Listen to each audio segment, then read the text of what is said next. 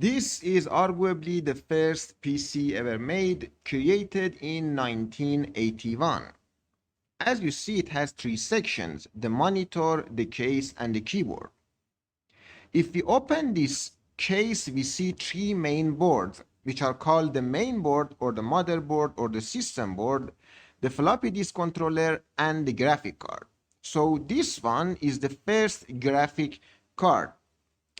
Now, about the system board or the motherboard, I've already created a course called the Architecture of the IBM PC, which is this computer, or the architecture of the first computer, IBM PC 5150, and I have completely explained everything about the motherboard. I have drawn everything, all the wires, bit by bit, wire by wire, that these are the RAMs, these are some of the ROM, then this would be the processor and everything else. Even though that is not a requirement for this course, but it would be better if you already know, or if you want to know about how the motherboard or the most important element of the computer works, you could already take that course, the architecture of the first computer, IBM PC 5150. You see, these are the RAMs, these are some ROMs, the processor, and everything else that I said. Everything has been explained wire by wire. But our goal is to analyze this one, the first graphic card.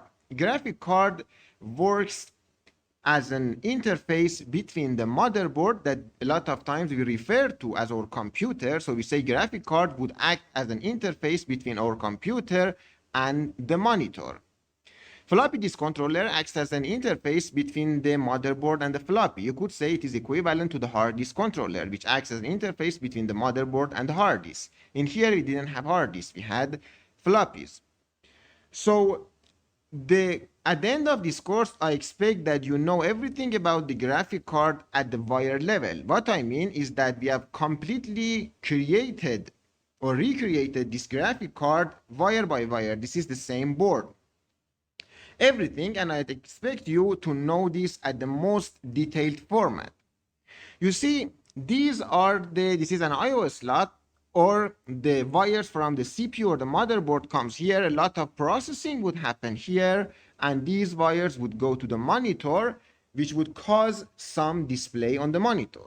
You see, I always wanted to know that how is it that we say the files, the videos, pictures, games, everything that we talk about are just zeros and ones, and how is it that we see those things on the display, on the monitor, how those zeros and ones are translated and eventually would be shown on the monitor. But as I say, it's not at a high level to just explain like a lot of lecture. As I said, our goal is to understand everything as at the most fundamental and basic level, that what happens, what kind of manipulations or calculation or processing would happen by the graphic card, that it would cause that we see something on the display.